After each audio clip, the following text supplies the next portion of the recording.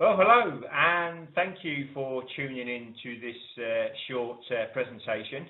As it says on the slide, my name is Darren Hankey, and I'm extremely proud and privileged and honoured to be the principal of the college. Under normal circumstances, I would either see you in a big conference centre that we have to deliver this speech, or come around to your classroom. But obviously, we're doing things slightly differently this year, so you'll either be accessing this short presentation either virtually or in your classroom with your teacher and everyone else as a part of our induction processes. So what I want to talk to you about today, and very, very shortly, is just our expectations that we have of you. For us, expectations are very, very important. Normally when you go to a new establishment, whether it be a school or a college or a place of work, you get lots of do's and lots of don'ts. But what we try to do is just sort of share with you the expectations of how we all behave and how we all get on.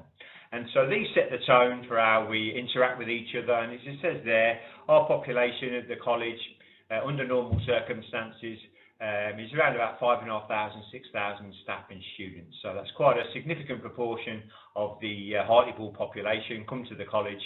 And if we have clear expectations of how we all behave, then we can all get along very well indeed. Obviously, we've got coronavirus is still sort of present in society, and obviously that's an added reason why we need to sort of make it really clear of what our expectations are. So, to make things relatively simple, we put our expectations into this short mnemonic called HART, H-A-R-T-S. And you can see there, well, the last one is covered out by this video, of what each of the letters stand for under the HART mnemonic. And what I want to do now is just briefly go through each of those 5 areas so it's crystal clear to you of what our expectations are of you as a student at Hartlepool College of Further Education. So first up then is hard work. So as you can see there, we firmly believe that those successful people, not only successful people who come to the college, but successful people in all different spheres, whether it's the world of business, whether it's the world of sport, whether it's the world of law, whatever it may be, we think that successful people have worked really, really hard to get there. And so much so do we think that's important. When you walk into the college, you've got a big Alex Ferguson quote. Again, it's at the bottom of the screen, but some of it's blocked out by my video. But that quote is, hard work will always overcome natural talent when natural talent doesn't work hard enough. So we're big believers, if you work hard, you ultimately become successful. It's a key ingredient for success. So it's okay me just saying, well, you've got to work hard and hard work. What does that actually mean as a behaviour for you as a student at Hartlepool College of Further Education? Well, we picked out, there's lots of different things you can do. We picked out 3 there, but fundamentally, attendance, 100% attendance in all lessons, punctuality, that means being on time for the lessons, whether they're delivered in the college or whether they're delivered online. And then when you're in those lessons, again, whether they're in the college or whether delivered online, your full attention is expected in those lessons. There's lots of other things as well about your coursework, and your tutor and your course teams will work with you on those. But if you have 100% attendance, 100% punctuality, 100% engagement in lessons, then that for me, they are for us and for me, the behaviours of hard-working people. The A in the HART mnemonic is ambitious, and this is really important. We want you to be ambitious. I'm ambitious for you. All the staff at the college will be ambitious for you, but you've got to be ambitious for yourself. The fact that I'm ambitious for you doesn't transfer over to you not having any ambition. And if you're not ambitious for yourself, then who's going to be ambitious for you? How are you going to achieve things? Okay, now ambition is really, really important. My granddad always used to say to me, Darren, life is not a dress rehearsal. And that's right, isn't it? We don't get to the end of our life at whatever age that may be, whether it's 75, 80, 85. Well, that was okay, but let's turn the clock back to 2020, and I could have worked harder in year 11 at school, and I could have worked harder at Hartlepool College of Further Education, and I would have got to university or would have got a better job. Life doesn't work like that. This is your life now, it's my life now, it's all the staff's life now. We've got one chance, one shot, one opportunity. This is it. So have some kind of ambition. You could have a big ambition. You may want to be the next Tim Peake on the International Space Station. Brilliant. Why not? Someone's got to be up there. I'm not going to say it's going to be an easy ambition. That one would be very hotly contested, I'm sure. But someone's got to be up there, and why can't it be a young person from Hartlepool? Alternatively, you might have a bit more of a modest ambition. Mine was to be a teacher. You might want to be a midwife, or you might want to be a mechanic or an engineer or a bricklayer, whatever it may be. Have some kind of ambition, have some kind of target, something that you're aiming for. So again, what does that mean though? I can't just sort of go around saying to people, be ambitious. What behaviours do we expect? What do we expect to see from you? So we expect high aspirations for yourself. Have some kind of expectation and aspiration that you want to do. Make sure, something that you want to achieve. I want to go to university, I want to be a bricklayer, I want to be an electrician, whatever it may be. Whatever it is, that's great and it's wonderful, but have something that you want to aim for. Again, have high expectations of yourself in terms of your attendance and your punctuality. Look to do well, look to progress, look to improve, look to get better and develop, because we can all do that. It's just a little bit each time, making the next assignment a little bit better than this one, and the one after that a little bit better than the one before. We can always do that. We can always improve. So be ambitious, but also be gracious. There's no need to be big-headed with it and acting like you're a know-it-all or you're a clever clogs or anything like that. Have a bit of grace, especially if you do well. If you do well in an assignment or a bit of practical work and you get some really good feedback, that's great. You've worked hard, you've put the effort in, you've got the result that you deserve. Be a little bit gracious with it, especially if people haven't done so well. They'll need your support.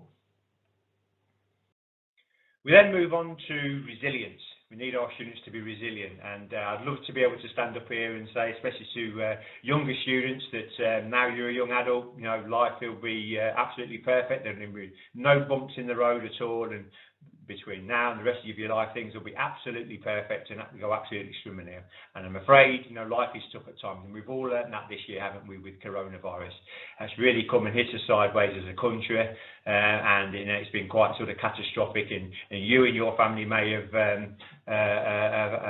had some of the negative effects of that. You might have had a bereavement in the family, you might have had job losses in the family, you might have had sort of severe illness in the family, and I'm afraid life, unfortunately, has a way of putting these obstacles in our way. So when it comes to your coursework and college work, failure is okay. If you do things and don't get the right grade straight away, that's fine.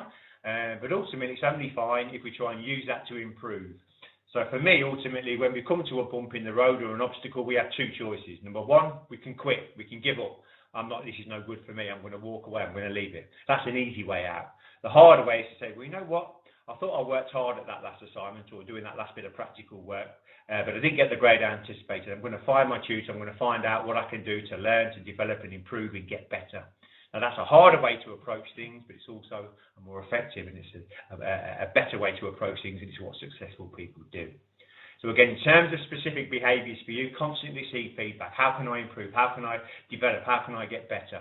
Ask for guidance, ask for help. Your tutors, we've got warms, your teaching staff, everyone here will give you feedback if you need it. And we'll love to give you that feedback, so please do ask for it.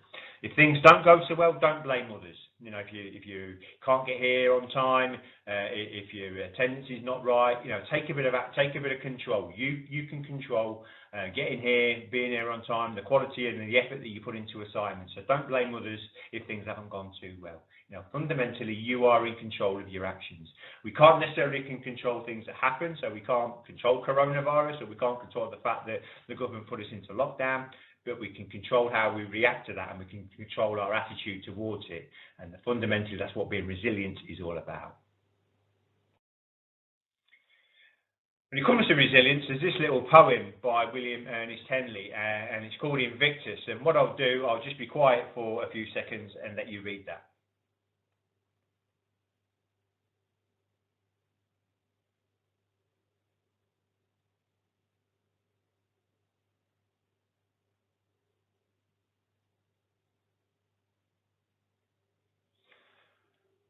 Okay, we share this poem with students because it really talks about overcoming adversity, and the life of William Ernest Henley was quite a grim life that he lived back in the 19th century, where we didn't have the NHS, and he was quite a poorly person, which ultimately meant him losing his legs.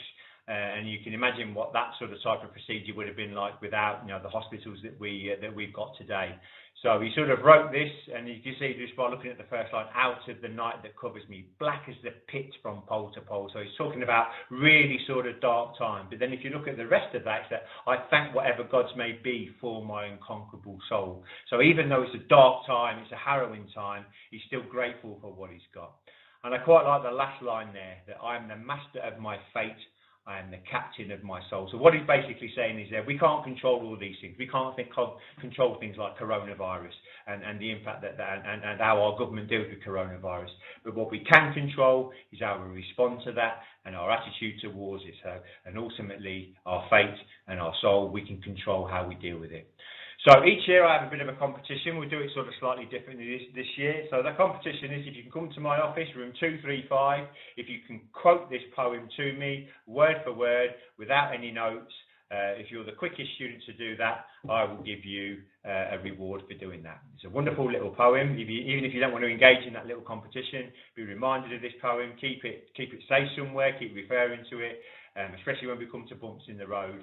And remember that particular last line, I'm the master of my fate, I'm the captain of my soul. We've got more control than you think, you've got more agency than you think, and ultimately successful people are the ones we can't control. Lots of things that happen to us, but we can control how we react to them, and we control our attitude towards them. So moving on then, the T is being thankful and respectful. You know, fundamentally, lots of people buzzing around the college, as I said before, and even with coronavirus, it may not be 5,500, 6,000 people buzzing around the college on a day-to-day basis. It might be a lot less than that, might be about 500, 600 people, but ultimately it's nice to be nice. And for me, if you look around our college community, all of our students and all of our staff, you will see all different shapes, colours, creeds, classifications, religious beliefs, sexual preferences, non-religious beliefs. And for me, that's a wonderful, beautiful thing. We're all unique, we're all special. We shouldn't look at people and fear them and hate them and despise them because they're different in some kind of way. We should look at people and cherish the fact that we are diverse. We are diverse people, and that's wonderful. So everyone who comes to this college is special in their own kind of way. And we should be grateful of that and respectful of that. So what kind of things can you do? Well, smiling at people, that's a wonderful thing. If someone smiles at you, you tend to smile back. I'm not too sure where we are with holding doors open for this year. They might be propped open because we're trying to reduce touch points, but if not, hold doors open for people. Say please, say thank you when you're interacting with people. If you buy food from our food court, make sure you put the litter in the bins, not throw it on the floor. And again, that's being thankful and respectful not only to people but also to our wonderful facility that we've got. When you're waiting to get into classrooms, try and get in there quickly. Don't slouch around in corridors. And ultimately, just be grateful for what we've got. We had a wonderful building. We've got wonderful staff here who are all here to help you. Our mission is to help transform your life. We want to help give you the knowledge, the skills, the qualifications to progress, whether that's the world of work, the world of university, and we're all here for you. And, you go to some places and that's not necessarily the case. So, that's, from time to time, just take a step back and try and be grateful for that. But also respect everybody you see, be thankful for everybody you see, and also the state of the building as well. Finally, then, we've got about this self-aware and self-regulating. And, as a key theme throughout this little presentation is about control. You are controlling your actions. So remember Invictus, I'm the master of my fate, I'm the captain of my soul. So again, some things we can't control. Using coronavirus, we can't control that the virus is spread throughout the country. We can't control how the government has dealt with that and the actions it's taken and not taken. But ultimately, we can respond with our behaviours. We can respond with our attitudes. So ultimately in life, it all comes down to the decisions and the choices that we make. If you make the right decisions and the right choices, good things will happen to you. If you attend, you're punctual, you work hard, you will get good grades. That will then put you in the forefront to get a place at university or the world of work. So fundamentally, there are consequences for your actions.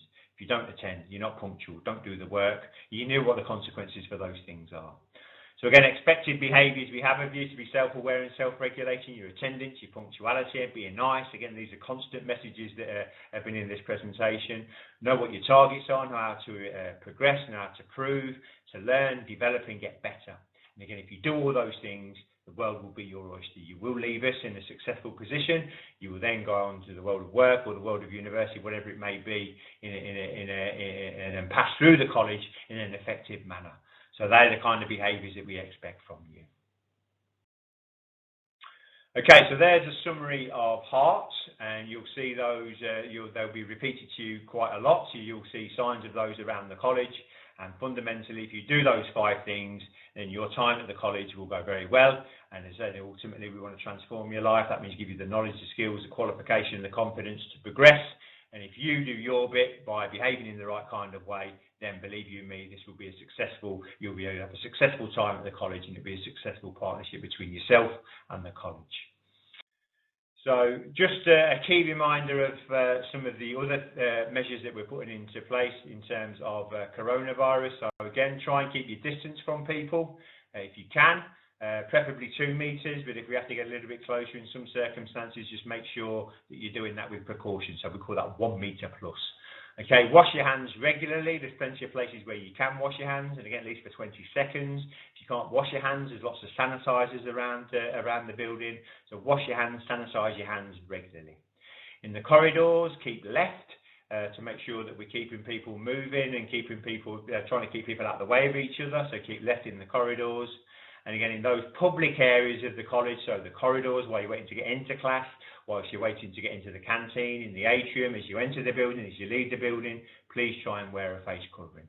Obviously, if you've got a medical condition and you can't wear that, that's understandable. But please, for everyone else, we'll provide you with a mask. Please try to wear it. We know that's quite effective in terms of reducing airborne transmission. Okay, well, finally from me then, thank you for listening. Please take on board the messages that we shared with you. Again, they'll be reinforced by your teaching team and your teacher and your tutor. Don't forget the Invictus challenge if you want to do that. Again, you've got to come to my office, room 235, or hunt me down wherever I am and try and recite it word for word without any kind of stopping, and certainly without any kind of referring to any notes. So ultimately, to prove it can be done, this is what I'm looking for. Out of the night that covers me, black as the pit from pole to pole, I thank whatever gods may be for my unconquerable soul. In the fell clutch of circumstance, I've not winced nor cried aloud. Under the bludgeoning of chance, my head is bloodied but unbowed. Beyond this place of wrath and tears looms but the horror of the shade, and yet the menace of the years finds and shall find me unafraid. It matters not how strait the gate, how charged with punishments to scroll. I'm the master of my fate. I'm the captain of my soul. So if you come to my office, if you can repeat that without referring to any notes, and you're the quickest shoot to do that, you'll get a reward. Thank you for listening. I do look forward to seeing you in the flesh. We're doing that in a socially distanced manner. Thank you very much.